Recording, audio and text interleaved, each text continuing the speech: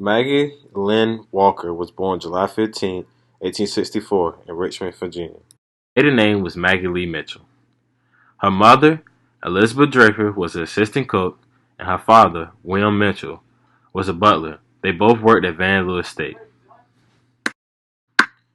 Her father had an unexpected death that they ruled as a suicide, but Maggie and her family believes that someone killed him. She didn't let this stop her, even though she had many responsibilities growing up. She worked as a delivery woman and a babysitter while attending a segregated school in Richmond, Virginia.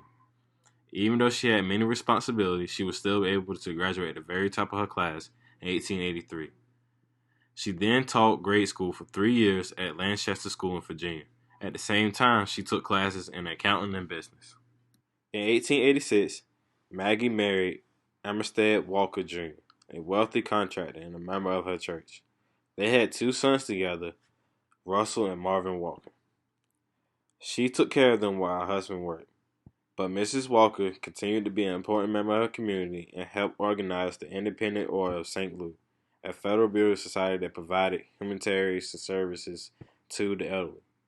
In 1902, Walker started a newspaper for St. Luke called the St. Luke Herald. She started the St. Luke Penny Saving Bank and became the first woman in the United States to charter a bank. She also was the first bank president during the Great Depression.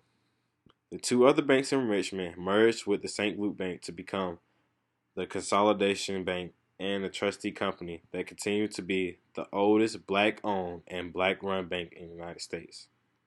Mrs. Walker was also a big activist for African American and women's rights. She was a member of the National Association of Colored Women. She was also the vice president of the NAACP for the Richmond chapter. In 1923, Mrs. Walker received an honorary master's degree at Virginia Union University.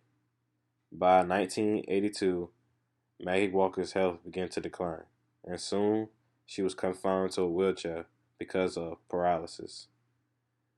She remained the president of the bank until her death, December 15, 1934.